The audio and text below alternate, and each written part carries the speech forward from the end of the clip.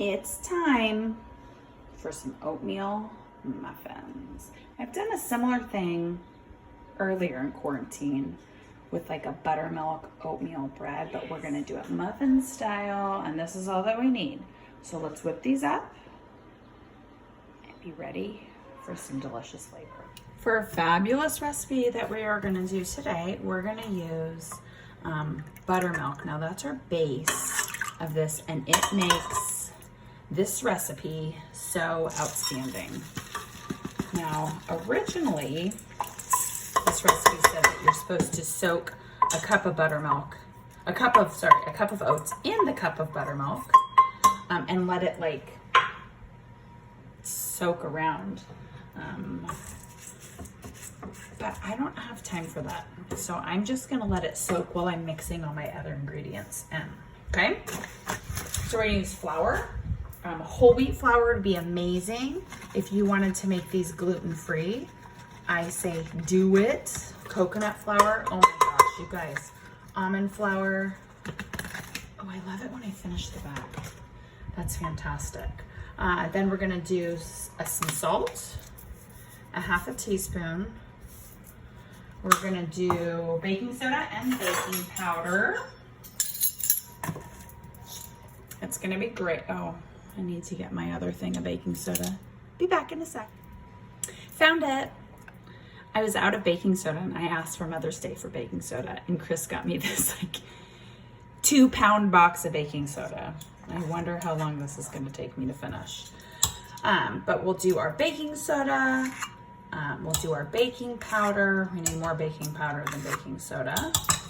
We're gonna use some coconut oil. We're gonna use an egg. Love it.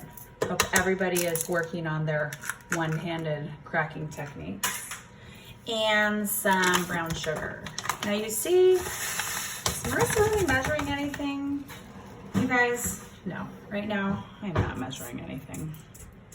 You really should, though, when you're baking. But today, I'm eyeing everything, because with this recipe, that even still works. It's very rare that I don't think I've ever made this recipe and not double it. But today I'm just doing a single recipe. I'm just gonna do 12, just because, I'm trying to limit those ingredients a little bit.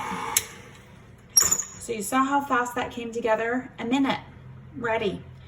Scrape down the pan, make sure there's no chunks of baking powder in there, or flour.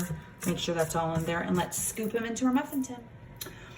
What's funny about my kitchen is that when I make something, I usually make like a lot of it, right? Like I told you, I usually double this recipe.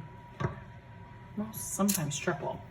But today I'm not doing that, but I have this big giant pan that makes so many. So let's see how many this actually makes. So I'm using my scooper, right? And I'm gonna scoop them in here. Now what's amazing about this recipe is these muffins freeze actually so well. They're fantastic if they're frozen. And then you just take them out and thaw them overnight, and then they're ready to go for breakfast in the morning. Not that any of us are rushing anywhere right now anymore, but it's just a great way to buy yourself a little bit extra time. This is making a lot. Okay, this is gonna make more than 12.